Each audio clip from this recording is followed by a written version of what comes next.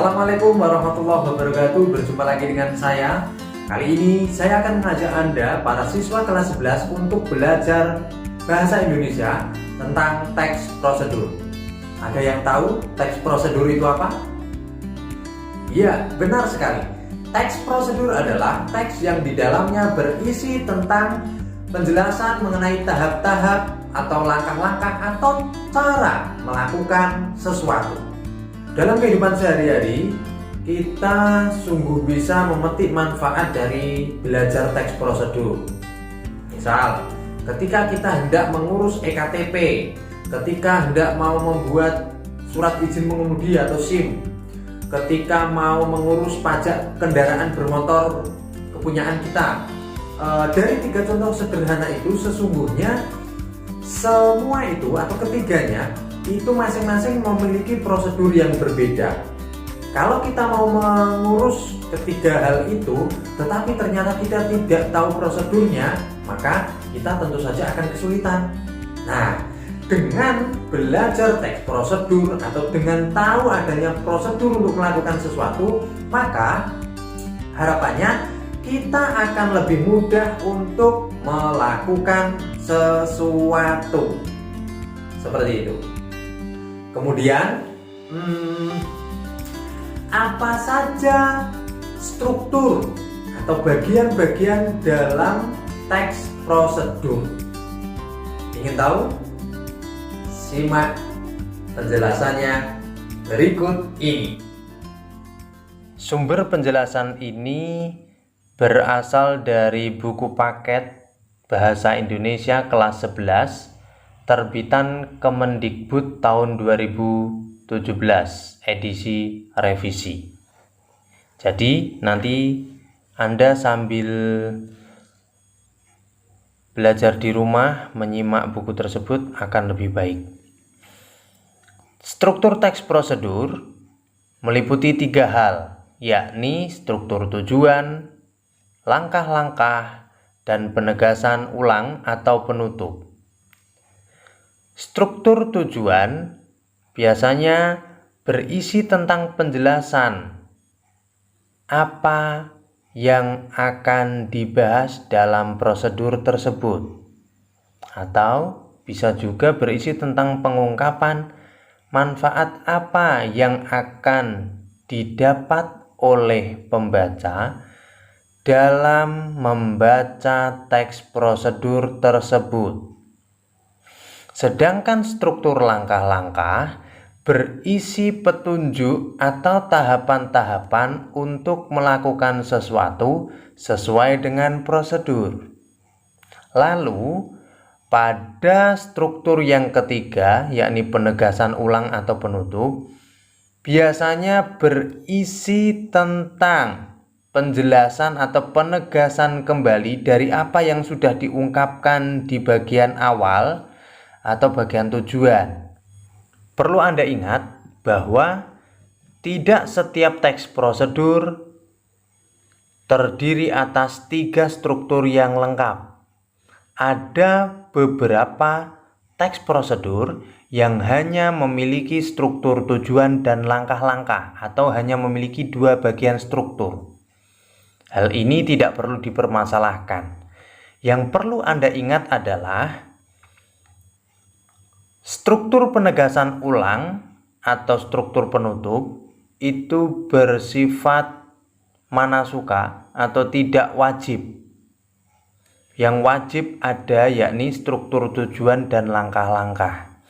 Jika toh seandainya Anda menemukan sebuah teks prosedur yang hanya terdiri atas tujuan dan langkah-langkah, tidak ada bagian penegasan ulang, itu tidak perlu dipermasalahkan.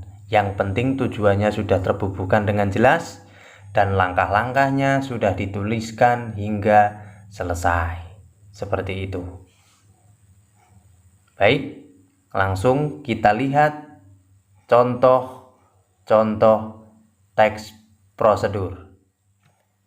Cermati contoh 1 berikut. Cara menghidupkan komputer. Komputer merupakan salah satu perangkat elektronik yang sering digunakan untuk memudahkan pekerjaan manusia. Sebelum digunakan, komputer ini harus dioperasikan terlebih dahulu. Dalam pengoperasian komputer, kita harus mengikuti setiap prosedur bagaimana cara menghidupkan komputer dengan benar agar perangkat komputer kita tidak mudah rusak. Untuk menghidupkan komputer dengan benar, ikutilah langkah-langkah berikut. Pertama, buka penutup layar monitor, CPU, keyboard, dan printer. Kedua, pastikan saklar yang menyediakan arus listrik terhubung dengan kabel power ke stabilizer atau CPU komputer. Ketiga, tekan tombol power pada CPU dan tombol power pada monitor. Keempat, komputer akan booting. Tunggu proses ini sampai selesai. Terakhir, setelah selesai proses booting, komputer siap digunakan. Nah, inilah contoh teks prosedur yang hanya terdiri atas dua struktur, yakni struktur tujuan dan langkah-langkah. Nah, sekarang untuk mengukur tingkat pemahaman Anda terhadap struktur teks prosedur, coba silakan tebak mana struktur tujuan.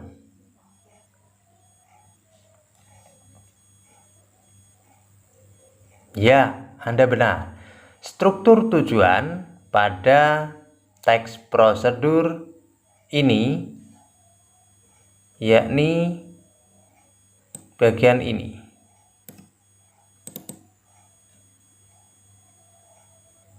Nah,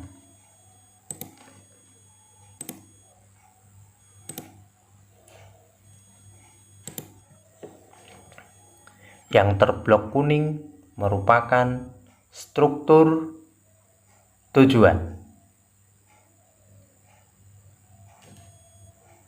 Sedangkan struktur berikutnya yakni struktur langkah-langkah. Untuk menghidupkan komputer dengan benar, ikutilah langkah-langkah berikut 1 sampai 5. Ini merupakan struktur langkah-langkah. Jadi, sekarang bisa Anda pahami bahwa teks tersebut merupakan teks prosedur yang hanya memiliki dua struktur, yakni struktur tujuan dan struktur langkah-langkah. Bisa dimengerti? Mudah bukan? Berikutnya, mari simak contoh teks prosedur yang memiliki 3 struktur. Agar lebih mudah membandingkan dan memahaminya, saya akan menggunakan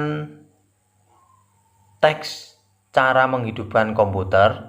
Kalau contoh 1 ini hanya terdiri dari 2 struktur, maka contoh 2 cara menghidupkan komputer terdiri atas 3 struktur. Artinya, bagian struktur tadi sama.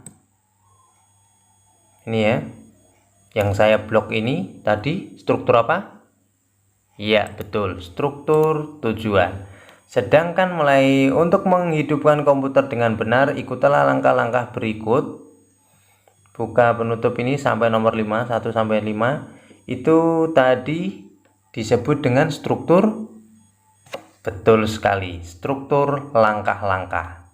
Nah, kan baru 2 struktur tadi, tinggal ditambahi 1 struktur, maka menjadi teks prosedur yang memiliki 3 struktur, yakni struktur tujuan, langkah-langkah, dan penegasan ulang atau penutup. Dari teks cara menghidupkan komputer ini, struktur tujuan, langkah-langkah tinggal ditambahi bagian akhir penegasan ulang yang bunyinya bagaimana? Simpel bukan? Begitulah cara menghidupkan komputer sesuai prosedur. Dengan mengoperasikan komputer sesuai prosedur, hal itu akan membuat perangkat komputer Anda jauh lebih awet. Semoga teks ini bermanfaat bagi para pembaca. Paragraf terakhir inilah yang disebut dengan struktur penegasan ulang, yakni isinya menegaskan kembali tentang manfaat apa yang didapat para pembaca saat membaca teks prosedur tersebut. Demikian penjelasan mengenai struktur teks prosedur, baik yang hanya terdiri dari 2 struktur maupun yang 3 struktur. Nah, demikian tadi penjelasan mengenai struktur teks prosedur. Apakah Anda bisa mengerti? Ada berapa struktur teks prosedur itu? Ada 2? Atau ada 3? Ya, kedua-duanya benar. Karena pada kenyataannya ada teks prosedur yang hanya memiliki 2 struktur, ada pula teks prosedur yang memiliki 3 struktur. Yang menjadi catatan adalah bahwa struktur ketiga atau struktur yang nomor 3 ini, penegasan ulang, boleh ada, boleh tidak. Yang wajib ada adalah struktur tujuan dan struktur langkah-langkah. Asalkan kedua ini sudah membuat para pembaca menjadi jelas untuk melakukan tahapan-tahapan atau cara atau urutan melakukan sesuatu, ya gak ada masalah. Nah, semoga materi ini dapat bermanfaat bagi kita semua, terutama bagi Anda yang masih berjuang untuk terus belajar dari rumah. Semoga masih terus diberi kesehatan dan tetap semangat belajar. Jangan sampai kita buang waktu sia-sia. Salam kreatif.